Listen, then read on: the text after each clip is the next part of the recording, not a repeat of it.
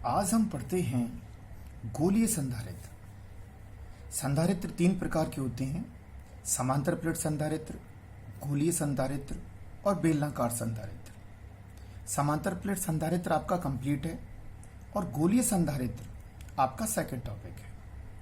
गोलीय संधारित्र है क्या? आपको क्या करना है कि परस्पर समान और विपरीत प्रकृति के आवेशों से युक्त लगभग समान आकार के सकेंद्रीय चालक गोले लेने हैं। इनसे बनी हुई युक्ति को हम गोलीय संधारित्र कहते हैं। आप ऐसे समझिए कि एक बॉल है बड़ी, उस बॉल के अंदर एक और बॉल है और उन दोनों बॉलों पर जो आवेश है वो विपरीत है, क्योंकि हम जानते हैं संधारित्र का सिद्धांत यही होता है कि दोनों प्लेटों पर जो आवेश विपरीत होता है तो उससे क्या होता है, परिणामी विभव के मान में कमी आती है और विभव के मान में कमी आती है तो स्थिर आवेश के लिए C के मान में वृद्धि होती है। माना कि दो गोलीय चालक हैं। एक गोलीय चालक A है जिसकी त्रिज्या R1 है और दूसरा गोलीय चालक B है जिसकी त्रिज्या R2 है। ये ठोस और खोखले दोनों प्रकार के हो सकते हैं और इतना आपको पता है कि ठोस गोला हो या खोखला गोला हो, इनको दिया गया आवेश केवल उनके पृष्ठ पर वितरित रहता है और पृष्ठ पर जो विद्युत विभव होता है वही विद्युत विभव इनके अंदर होता है। जब हम अंदर वाले गोले को ऋणात्मक आवेश देंगे तो विद्युत प्रेरण के कारण, इस माइनस आवेश के कारण जो बाहर वाला गोला है E, इसका आंतरिक जो पृष्ठ होगा वो तो कैसा हो जाएगा, पॉजिटिव, और जो इसका बाहरी पृष्ठ है यानी कि ये वाला वो हो जाएगा आपका नेगेटिव।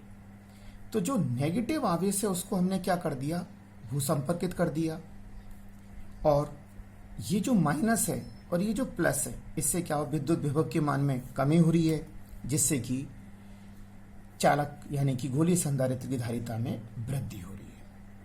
अब हम क्या करते हैं कि ये जो गोला B है, गोले B पर क्या आवेश है, माइनस का Q आवेश है जो आपने दिया है।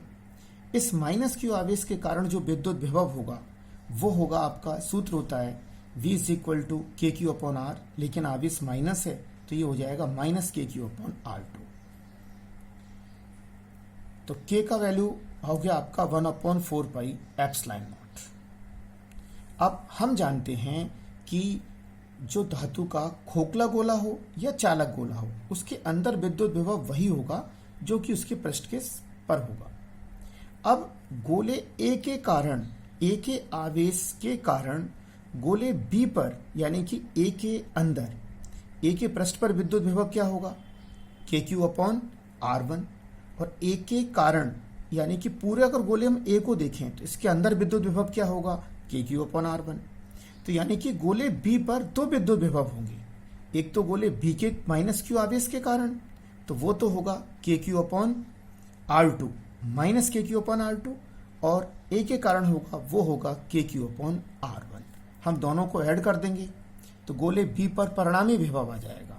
गोले B पर परिणामी विभव क्या होगा, VB minus KQ upon R2, और ये हो जाएगा KQ अपॉन R1। KQ को हम कॉमन ले लेंगे, माइनस का 1/R2 plus 1/R1, KQ common ले लिया, minus R1 plus R2, simple सा है, KQ R2 minus R1 upon R1 R2। अब गोला जो अपना A है वो क्या है, भूसंपर्कित है। तो गोला A जब भूसंपर्कित है अतः इसके पृष्ठ पर जो विद्युत विभव होगा वो कितना होगा, 0 होगा। ठीक है। अब A से और B तक के मध्य अगर हमें विभवांतर ज्ञात करना है तो हम A के विभव में से B के विभव को घटा देंगे। तो A का विभव कितना है, 0, और V का विभव कितना, परिणामी विभव KQ R2 minus R1 upon R1 R2। ये वैल्यू हमने यहाँ पे पुट कर दिया। तो VAB आपका कितना आ गया, VAB हमारे पास आ चुका है VAB is equal to KQ R1 minus R2 upon R1 R2। अब हमें गोलीय संधारित्र की धारिता ज्ञात करनी है। तो गोलीय संधारित्र की धारिता का सूत्र होगा C is equal to Q upon V।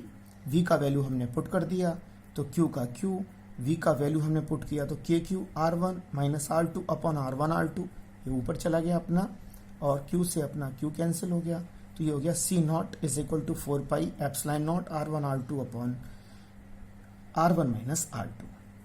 आप न्यूमेरिकल अगर फॉर्म में बात करें तो आपको न्यूमेरिकल फॉर्म में ये वाला फॉर्मूला याद रखना चाहिए कि C इज इक्वल टू क्या होगा, R1 minus R2 upon K R1 minus R2, R1 R2 upon K R1 minus R2।